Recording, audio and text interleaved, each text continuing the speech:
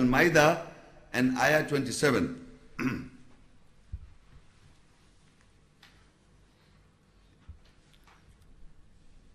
وَاتْلُوا عَلَيْهِمْ نَبَأَ ابْنَيْ آدَمَ بِالْحَقِّ إِذْ قَرَّبَ قُرْبَانًا فَتُقُبِّلَ مِنْ أَحَدِهِمَا وَلَمْ يُتَقَبَّلْ مِنَ الْآخَرِ قَالَ لَأَقْتُلَنَّكَ قَالَ إِنَّمَا يَتَقَبَّلُ اللَّهُ مِنَ الْمُتَّقِينَ. And recite over them the prophecy in truth of the two sons of Adam, when they both gave sacrifice to be close to Allah. Then it was accepted from one of them and was not accepted from the other. He said, I will definitely kill you. He said, surely Allah accepts the sacrifice from those who guard. Further it says in Al-MAIDA 5, this in continuation, لَإِن بَسَطْتَ إِلَيَّ يَدَكَ لِتَقْتُلَنِي مَا أَنَا بِبَاسِطٍ يَدِيَ إِلَيْكَ لِأَقْتُلَكَ إِنِّي أَخَافُ اللَّهَ رَبَّ الْعَالَمِينَ.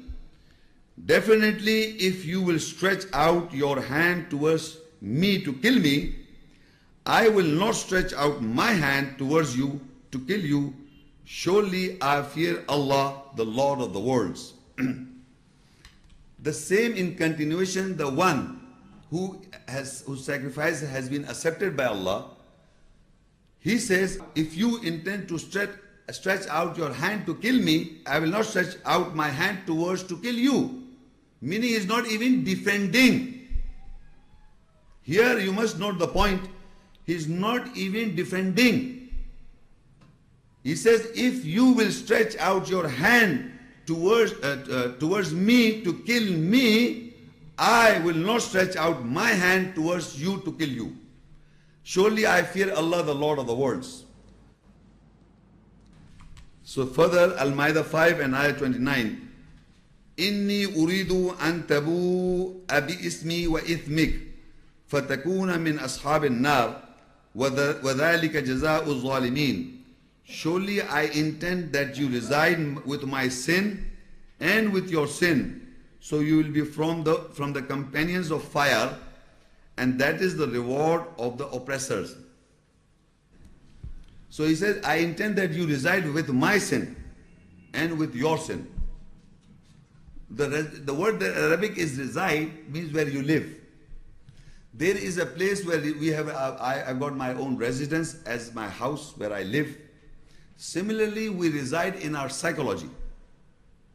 In our psychology, we live.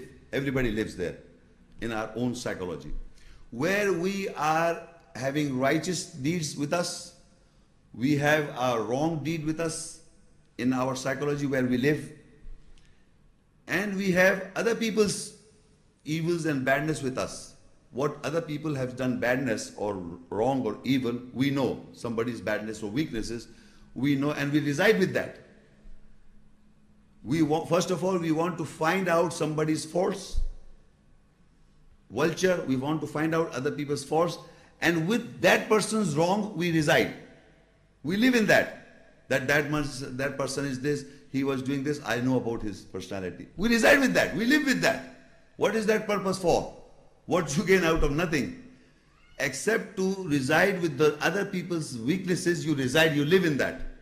You are living in that, somebody else's weaknesses, you live with that, and your own weaknesses or your own wrong or sin. So he says, you reside with my sin, whatever the sins that person has committed, you reside with that, you are looking for my sin, these are my mistakes, these are my problems, you reside with that. And your own sin, your own sin you also know. You understand what I'm saying? There are two residences where you live. My own sins, you found out that this person, Muhammad Shaikh, has got these sins. You know this, suppose. So because of those sins, you know, you don't look at that message, you look at those sins. So you're residing with the sin that I have. So you're living with those sins. And similarly, there are your own sins. So you're living with your own sins. So this person says, you reside with my sin. Because of my sins, you know, you live with that in that, and at the same time you live with your own sin. So what is the purpose of looking at somebody's faults? That you start living with that.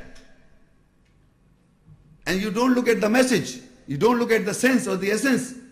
You look at the other people's faults or the sins if he has committed. So that is the judgment on the nearness of God, Allah. That if somebody's sins you know, you are residing all the time, you are repeating those sins, that person is like this and he has done like this, he has done like this, that is it, you know this. Okay, good.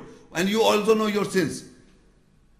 But what are you doing about it? You are not doing about anything about your improvement, or neither you are doing anything about the other person's knowing. What is the benefit? Suppose this person is changed, he is amended, he has asked forgiveness from Allah, that in this case he was accepted by Allah, his sacrifice was accepted by Allah.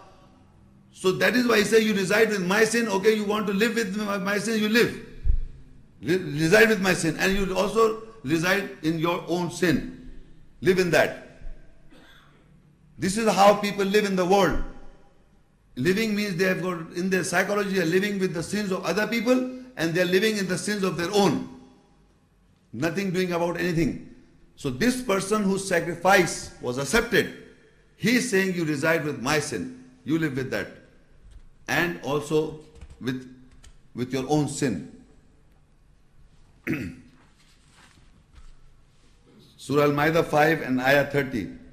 Next continuation. فَطَوَّعَتْ لَهُ نَفْسُهُ قَتْلَ أَخِيهِ فَقَتَلَهُ فَأَصْبَحَ مِنَ الْخَاسِرِينَ. So his soul, the self, the psyche, led him to volunteer in killing his brother. Then he killed him. So his mourning was from the lost ones. Because he kept in front of him the sin of his sin was in front of him, and his own sin, it became easy, or it was voluntarily in the killing of his brother. So his soul or the self or the psyche led him to kill in the killing of his brother.